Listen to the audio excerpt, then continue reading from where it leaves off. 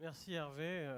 En fait, tu ne pouvais pas mieux illustrer ce qu'est Digital Africa ou ce que veut être Digital Africa. Euh, des nouvelles relations, mais en fait, qui parle de relations, c'est des relations entre les personnes, je crois, et la Vendée est très significative de ça depuis que je suis là, depuis 2 jours maintenant. J'entends toujours les termes ensemble, j'entends toujours les termes collaborer, j'entends toujours les termes proximité, j'entends les termes lien social. Et en fait, cette nouvelle relation qu'on veut voir se réaliser et qu'on appelle de nos voeux, c'est d'abord une nouvelle relation humaine. Je pense qu'il y a eu une distension entre les deux continents, malheureusement. Vous savez, quand l'Union européenne s'est constituée, le président Senghor, à l'époque, avait parlé d'Eurafrique. Il dit que les liens historiques, culturels, géographiques qui unissent les deux continents les amènent naturellement à devoir s'imbriquer. Et je crois que c'est ce que nous sommes en train de faire aujourd'hui. L'Afrique, c'est un continent jeune. L'Afrique, c'est d'abord 54 pays, donc c'est un continent extrêmement divers et varié, riche de plusieurs cultures, jeune, je l'ai dit, plus de 70% de la population a moins de 30 ans. Et surtout, c'est un continent rural. 70% de la population est en zone rurale. Et donc, cette relation va forcément passer par, si on la veut humaine, si on la veut chaleureuse, si on la veut riche des rencontres qui peuvent se faire, va passer notamment par l'agriculture, sachant que 70% des terres arables non cultivées sont aujourd'hui sur le continent africain. Donc, quand on parle de nourrir la planète demain, ça passera par le continent africain.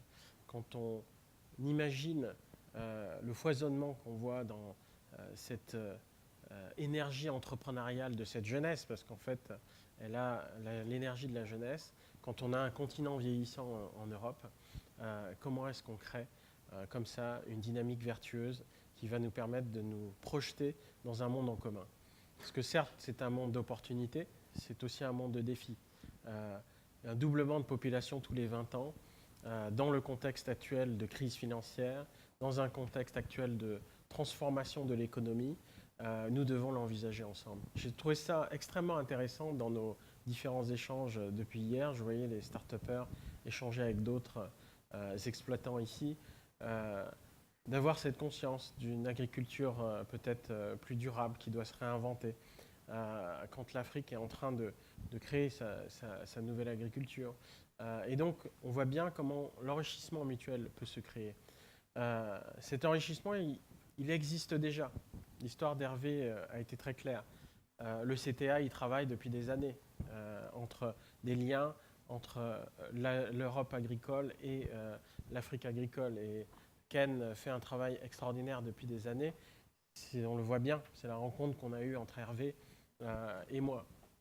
Et toutes ces rencontres, c'est ce que l'on veut aujourd'hui démultiplier. On a lancé une plateforme il y a 2 jours, donc digitalafrica.co, qui va être un premier point de départ pour déjà identifier ceux qui font, c'est-à-dire vous. Vous savez, quand on parle même de la France, de l'agriculture, bizarrement, c'est à Paris que ça se passe. Et donc, ça n'a aucun sens. Les Africains viennent, s'arrêtent à Paris, parlent de l'Afrique, alors que parlent de l'agriculture française, alors que ça se passe ici, sur le terrain, dans la proximité, sur les gens qui s'activent.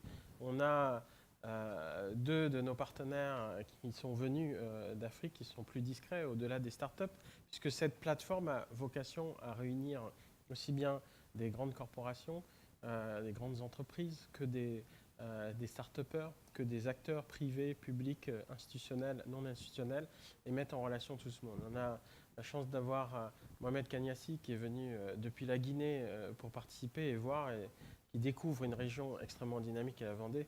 Je peux te lever, Mohamed, merci d'être venu. On a Camille qui est venu aussi, qui représente le groupe SIFCA. Le groupe SIFCA, qui est un des plus grands groupes de la zone d'Afrique de l'Ouest, qui est le plus grand employeur, 33 000 emplois sur le Nigeria, la Côte d'Ivoire, le Sénégal.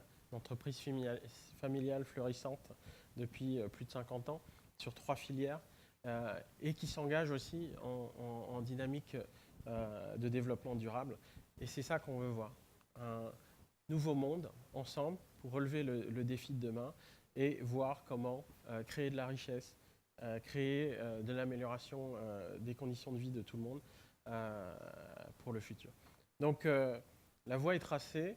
On commence à avoir quelques petits rendez-vous qui sont en train de se mettre sur notre chemin. On espère avoir un rendez-vous au Salon de l'agriculture à Paris, mais pas que.